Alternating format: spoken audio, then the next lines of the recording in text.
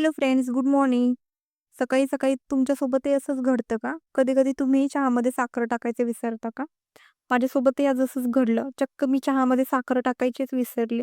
त्यानंतर अशी वरतून 1 चम्मच साखर घेतली. तर चहा पूर्ण टेस्ट म्हणजे गेली होती त्याची. तरी मी तसाच पिला. तो थंड झाला होता आणि बिचाऱ्या बॉयजनी तसंच केलं. वरतून साखर घेतली त्याच्यामध्ये. त्यानंतर मग माझं आज फ्रेंच फ्राईज बनवायचा प्लॅन होता. त्यासाठी मी पोटॅटो वगैरे कट करून घेतले अशा स्लाईस टाईपमध्ये. त्यानंतर मग मी त्याला शिजायला टाकणार होते. त्याच्यासाठी मी त्याला 2 पाण्याने वॉश केलं. वॉश केल्यानंतर मग त्याला शिजायला टाकायला त्याला नमक पण टाकावं लागतं.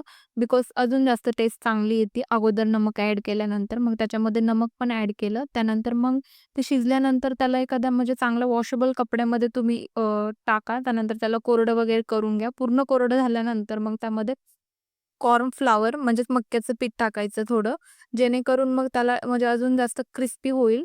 त्यानंतर मग कॉर्न फ्लोअर टाकल्यानंतर मग त्याला छान असं मिक्स करून घेतलं. त्यानंतर मग ऑइल जास्त कडक झालं होतं, त्यामुळे मी फ्रेंच फ्राईज जास्त लाल नाही होऊ दिले, बिकॉज ते जास्त क्रिस्पी झाले असते. मला जास्त क्रिस्पी नव्हते खायचे.